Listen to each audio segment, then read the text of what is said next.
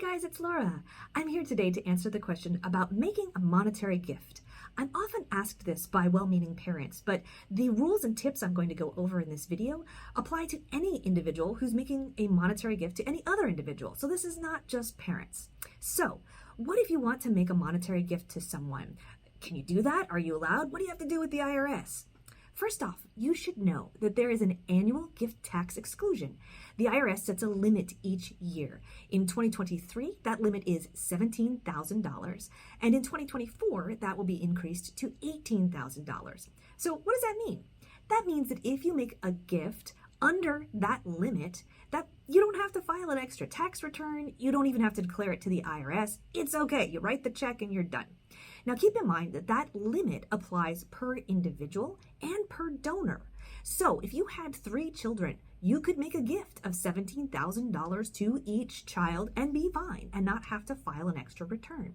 You also could double up. Let's say you're doing you and your spouse. Well, each of you has that $17,000 limit. So together your limit is actually $34,000 to any one individual. So it's pretty generous amount that you can do there without having to file a gift tax return. Which brings me to my next point, and that is that even if you did gift over that annual limit, the world won't necessarily end. It just means that you have to file an extra gift tax return and let the IRS know. Now that may or may not be taxed. It kind of depends on what else is going on in your tax return.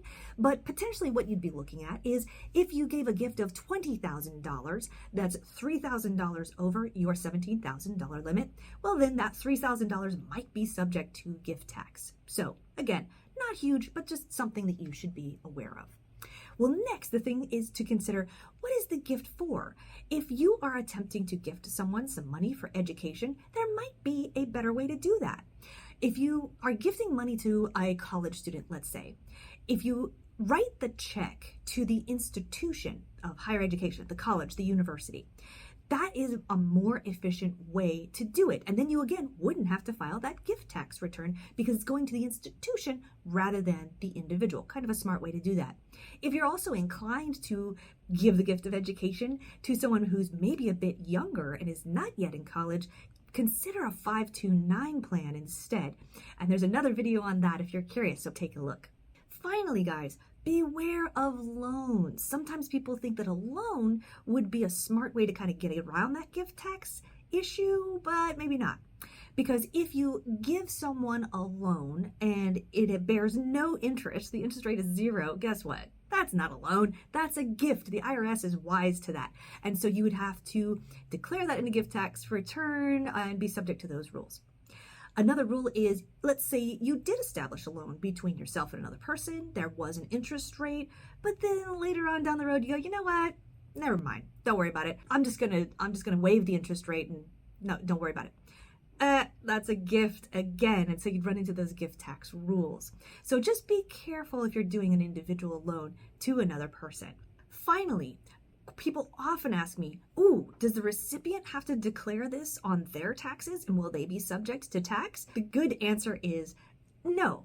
The donor is the one who is responsible for any taxation on a monetary gift. So if you are gifting a child some money, great. You're able to do that without creating a burden. It can really be a gift and they don't have to declare it on their taxes or pay taxes on it. So it's a good thing to know. However, in any case that you are gifting money, my recommendation is that you always be very clear about the purpose. Be sure that you are communicating that to the recipient, why you are giving the gift, what you intend with it, what you might wish that it be spent on. This will really help with clarity, both for the recipient and for yourself, which I think is the greatest gift at all. As they say, clarity is kind.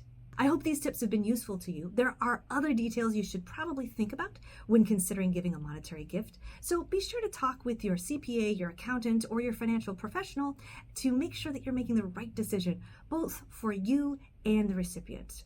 Thanks, guys, and until next time, have a great day.